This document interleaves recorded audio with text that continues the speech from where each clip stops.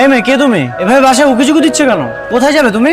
কই যাবো এটা আপনি এরকম কেন? আমার বাসার সামনে দাঁড়িয়ে চোরের মতো উকিঝুঁকি দিচ্ছ, আর আমি তোমাকে জিজ্ঞাসা করতে পারবো না? মুখ সামলায় কথা বল, নাহলে কিন্তু খবর আছে। এই বাসার ভিতরে আমার মাই গেছে, লেগে দাঁড়ায় আছে। তোমার মা এই বাসার ভিতরে গেছে কেন? ফারুক শিকদারটা চিনেন? উনি তো আমার বাবা।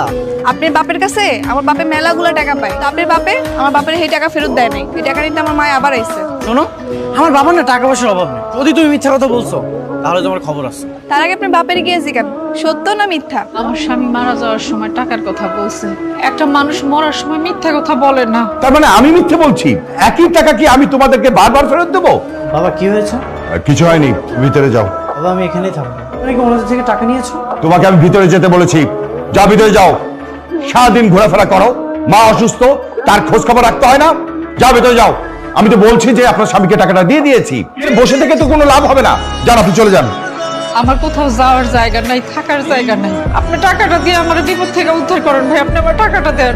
আপনি কি যাবেন, নাকি আপনাকে আমি ঘাড় ধাক্কা দিয়ে বাড়ি থেকে বের করে দিব? কোনটা? টাকা দেয়নি? আমারে বাইট করে দিছে, কইছে টাকা বলে তোর আব্বারে দিয়ে দিছে। মা, তোমার কি মনে হয় বাবা কি সত্যি সত্যি টাকা দিয়েছে? ওর বাবার কাজকর্ম তো আমি কিছুই বুঝি না। আপনারা এখানে বসে আছেন কেন? বাবা কি আপনাদের অপেক্ষা করতে বলেছে? না রে বাবা, তোমার আব্বা টাকা দিব না, কিন্তু টাকাটা আমাকে অনেক দরকার। দেখেন, আমার বাবার ভুলের জন্য আমি আপনাদের কাছে ক্ষমা চাচ্ছি। আচ্ছা, শহরে কি আপনাদের কোনো আত্মীয় স্বজন আছে? যদি থাকে তাহলে আপনারা কিছুদিন ওখানেই থাকেন। বাবাকে বুঝিয়ে আপনাদের টাকাটা দেওয়ার ব্যবস্থা করতেছি। ঢাকা শহরে আমার কোনো আত্মীয় স্বজন নাই। আমি আপনাদেরকে একটা বাসা ভাড়া করে দিচ্ছি, আপনারা কিছুদিন সেখানেই থাকেন। টাকার ব্যবস্থাটা হয়ে গেলে আপনারা গ্রামে চলে যান। কিন্তু মা, আমরা এখানে কয়দিন থাকবো? আমাকে তো খাওয়ানো লাগবো, বাজার করানো লাগবো। আমি সেগুলো ব্যবস্থা করে দেবো। তা নাইলে আপনি করলেন, কিন্তু তার চেয়ে ভালোই তো যদি একটা চাকরির ব্যবস্থা করুন যেত। আচ্ছা, তুমি কোন ক্লাস পর্যন্ত পড়াশোনা করেছো? আমার বাপের ইচ্ছা ছিল আমার নার্স বানাই। এতদিন নার্সিংয়ে পড়াশোনা করতাম, আর 1 বছর বাকি ছিল শেষ হওয়ার। ও, তুমি নার্সের কাজ জানো তাই না? ঠিক আছে, আমি যদি কোনো কাজ পাই তোমাকে জানাবো। গ্রাম থেকে যারা এসেছিল ওদের টাকাটা তুমি দিয়ে দাও বাবা। আবার সেই দুপুরে প্রসঙ্গ? আরে বাবা, আমি ওদেরকে কথা বলে বিদায় করে দিয়েছি। কিন্তু এরা তোদের পাওনা টাকা, সেটাই তো দিচ্ছ না। এটা তো অন্যায় বাবা। তোর কাছে এখন কোনটা অন্যায় আর কোনটা ন্যায় সেটা শিখতে হবে। আচ্ছা, আমি 1 টাকা কয়বার দিব বলতো? বাবা, তুমি আমার মাথায় হাত থেকে বলো তো, তুমি ওদের টাকা দিয়েছো? শোন, আমি এই বিষয়ে আর কোনো কথা বলতে চাই না। দেখেছো মা, যখনই মাথায় হাতটা রেখেছি তখনই চলে গেছে। আচ্ছা, গতকাল যখন তুমি আমাদের বাসার সামনে এসেছিলে তখন কি আমার বাবা তোমাকে দেখেছিল? না, দেখেন নাই তো। তাহলে তো ভালোই। তোমাকে আমি আমাদের বাসায় নিয়ে যাবো। আমার মায়ের দেখাশোনা করার জন্য একটা নার্স দরকার, তোমাকে নার্স হিসেবে আমি নিয়ে যাবো।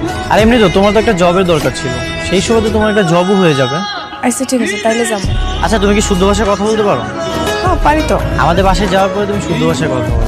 মা দেখো কাকে নিয়ে এসেছি। এটা কে? মা, ওর নাম পুষ্প।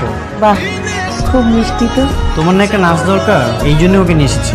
তোমার যদি ওকে ভালো লাগে তাহলে রেখে দিও। তোমার বাড়িতে কে কে আছে মা? আমি আর আমার মা। তোমার মা আর তুমি কি ঢাকাতেই থাকো?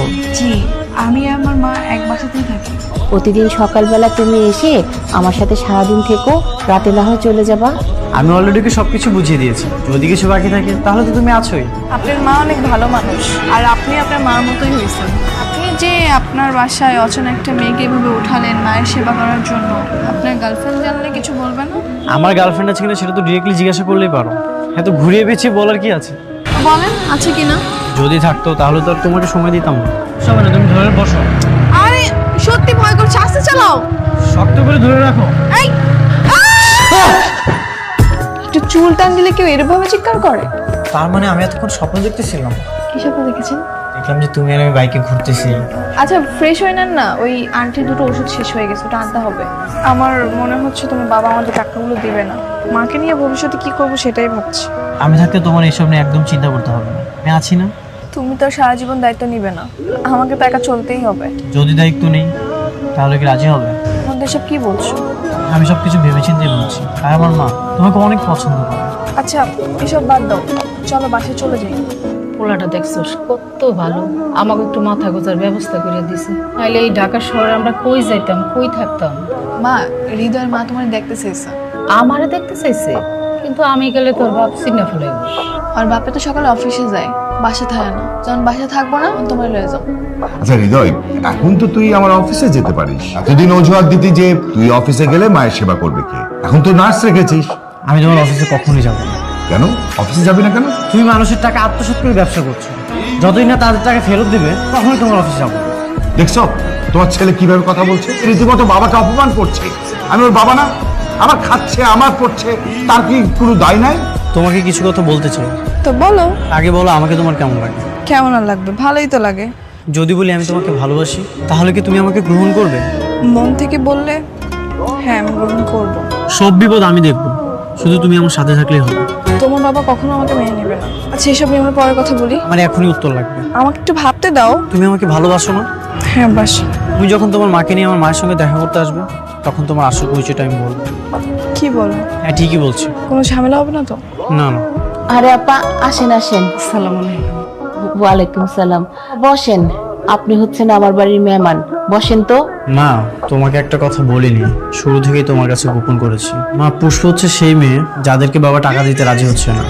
উনি পুষ্পর মা। পুষ্প আমাকে বললো যে ওনাকে নার্সিং নিয়ে পড়াশোনা করেছে, এই জন্য ওকে আমাদের বাসায় নিয়ে এসেছে। এই কথা যদি তোর বাবা জানে তাহলে তো অনেক রাগারাগি করবে। হৃদয় মা, হৃদয় মা, তোমরা এখানে কেন? সেদিন তোমাকে আমি খুব ভালো মতো বুঝিয়ে এই বাসা থেকে বের করে দিয়েছি না? আবার কোন সাহসে তুমি এই বাসায় এসেছো? আমার সাহসে বাবা। বাবা তুমি পুষ্পর মা।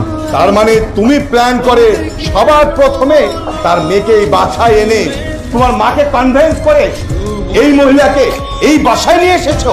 একে নিয়ে এক্ষুনি চলে যান, নইলে আমি কিন্তু পুলিশ ডাকতে বাধ্য হব।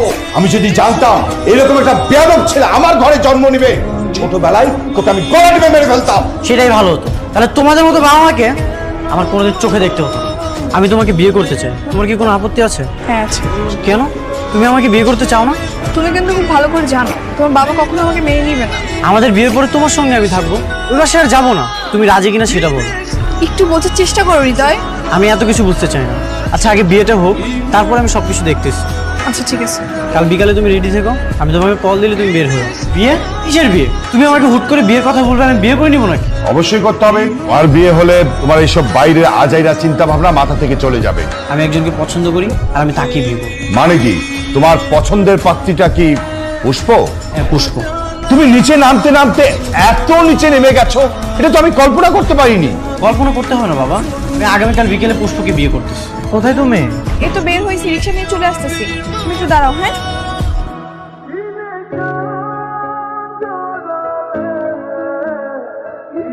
বাবা পুষ্প কোথায়? আমি কি জানি? তোকে এমন দেখাচ্ছে কেন? তুমি সব জানো, তুমি পুষ্পকে কিডন্যাপ করেছো তাই না? হ্যাঁ আমি জানি, কিন্তু বলবো না। তুই খুঁজে নে, তুই আমার পছন্দ করা মেয়েটাকে বিয়ে কর। আগে বলো পুষ্প কোথায়? পুষ্প নেই, এতক্ষণ হয়তো ওর লাশ শিয়াল কুকুরে খেয়ে ফেলেছে। একটা মেয়ের জন্য তোমার ছেলের এত মাতামাতি? এটা তুমি কি বললা? শুধুমাত্র তোর জন্য মেয়েটাকে মরতে হলো। তুই যদি এত বাড়াবাড়ি না করতি, আমার কথা অবদ্ধ না হতি, তাহলে ওকে প্রাণে মরতে হতো না।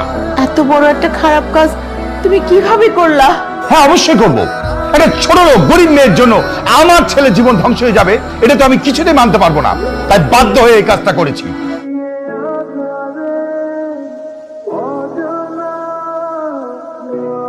হ্যালো আঙ্কেল, 18 নম্বর রোডে হৃদয় লাশ পড়ে রয়েছে। কি বলছো? আমার ছেলে হৃদয়? হৃদয়